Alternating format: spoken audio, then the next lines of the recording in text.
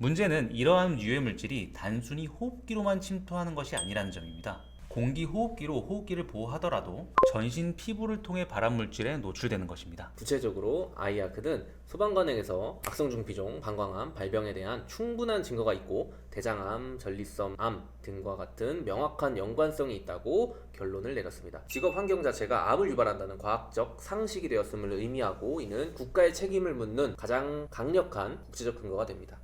안녕하십니까, 노무법인 이산 암산재연구소의 박도현 노무사입니다. 네, 안녕하십니까, 김아람 노무사입니다. 어느덧 민족의 명절 추석이 다가오고 있습니다. 온 가족이 함께 모여서 행복한 시간을 보내는 이때에도 우리의 안전을 위해서 묵묵히 자신의 자리를 지키는 우리 소방관 여러분들이 계십니다. 검게 그을린 방화복과 땀으로 젖은 얼굴은 그분의 고된 직무를 보여줍니다. 화재 현장에서 부상이나 순직은 즉각적인 주목을 받지만 화재가 진압된 후 소방관의 몸에 남겨진 유해물질의 영향은 서서히 진행됩니다.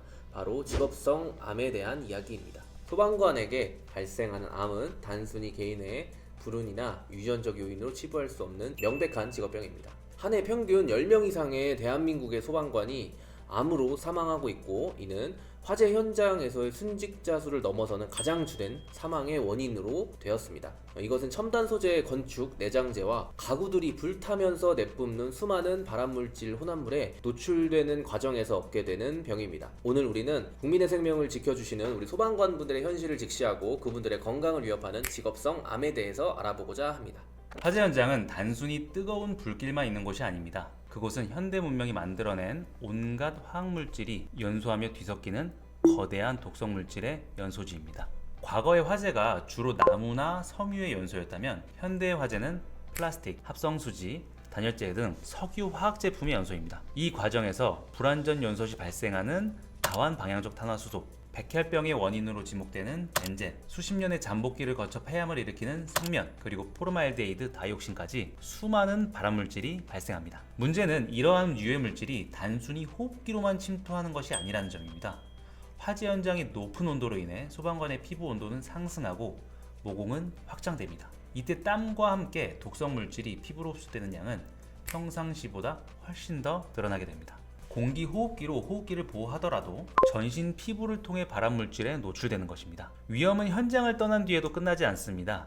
화재 현장에서 생명을 지켜준 보호장비는 아이러니하게도 소방관의 건강을 위협하는 제2의 위험 요인이 됩니다.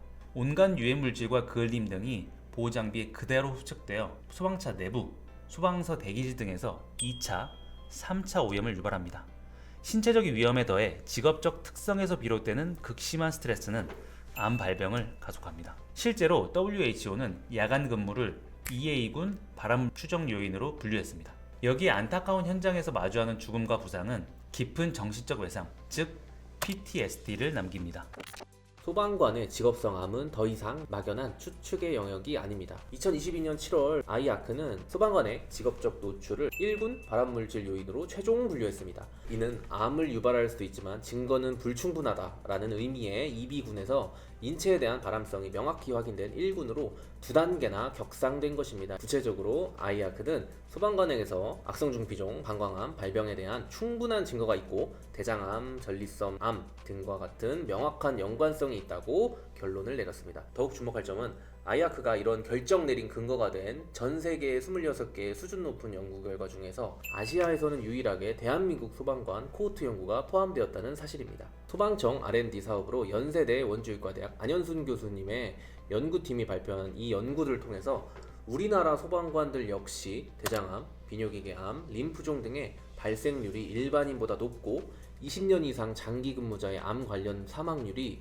뚜렷하게 증가한다는 사실이 과학적으로 입증되었습니다. 아이아크의 1군 지정은 이제 소방관의 암이 개인의 부름이 아니라 직업 환경 자체가 암을 유발한다는 과학적 상식이 되었음을 의미하고 이는 국가의 책임을 묻는 가장 강력한 국제적 근거가 됩니다. 하지만 이러한 과학적 증거에도 불구하고 오랫동안 암에 걸린 소방관분들은 이중고를 겪어야 했습니다. 바로 고된 항암 치료와 함께 자신의 병이 직무 때문에 생겼다는 입증 책임을 스스로 져야 했던 것입니다. 수십 년간 수백 번 출동했던 기록 속에서 언제 어떤 유해물질에 얼마나 노출되었고 그것이 직접적인 암의 원인이 되었는지 증명하는 것은 사실상 불가능에 가까웠습니다. 이 거대한 입증 책임의 벽 앞에서 많은 소방관분들은 공무상 재신청을 포기하셨고 그분들의 희생은 단순한 개인 질병으로 잊혀져 갔습니다. 이러한 불합리한 현실을 바꾸기 위한 길고 긴 투쟁 끝에 마침내 23년 6월 바로 공상추정제도가 시행되었습니다. 이는 특정 요건을 충족하는 소방관이 특정 암에 걸렸을 경우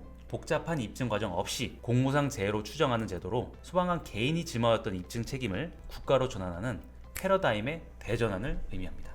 하지만 가야 할 길은 아직 멉니다. 현재 법령에 명시된 암은 악성중피종, 폐암, 혈액암 등 일부에 불과합니다. 국제적인 연구에서 꾸준히 관련성이 제기되는 대장암, 전립선암, 고환암 등은 아직 추정 대상에서 제외되어 있습니다. 미국, 캐나다 등에서는 이미 10여 종 이상의 암을 직업 관련 암으로 추정하고 있습니다. 우리나라도 더 넓은 범위의 암에 대해 공상추정 제도를 확대할 필요가 있습니다. 오늘은 소방관의 직무 환경과 직업성 암의 위험성, 그리고 이를 해결하기 위한 공상추정 제도를 살펴보았습니다. 그리고 실제로 소방관 분들의 직업성 암에 대한 사례들을 혹시 소개해 주실 수 있으신가요? 좀 전에 말씀드렸던 공상추정제와 관련해서 현재 법제는 5년 이상 근무한 소방관분들의 경우 악성중피종, 혈액암, 그리고 10년 이상 근무한 소방관분들의 경우 폐암, 방광암을 공상산재로 인정하고 있습니다. 실제로 이와 관련된 공상 신청 사례가 늘고 있으며 공상추정제가 시행된 이후 비호지킨 림프종, 즉 혈액암의 일종인데요. 비호지킨 림프종에 걸리신 소방관분께서 공상 신청을 통해서 산재를 인정받을 수 있게 되었습니다. 네, 이처럼 다양한 우리 소방관 여러분들의 직업성 암 승인 사례들이 더 많아지고 있습니다. 많은 소방관 여러분들의 공상 신청이 있기를 바라고 혹시나 문의사항 있으면 저희 암연구소로 많이 문의해 주시면 감사하겠습니다. 네, 곧 추석입니다. 모든 가정이 안전하고 행복한 명절을 보내실 수 있도록 지금 이 순간에도 누군가는 보이지 않는 곳에서 헌신하고 있다는 사실을 기억해 주셨으면 합니다. 모든 분들의 가정에 늘 행복과 건강이 가득하시길 바라며 저희는 다음 영상에서 뵙겠습니다. 감사합니다.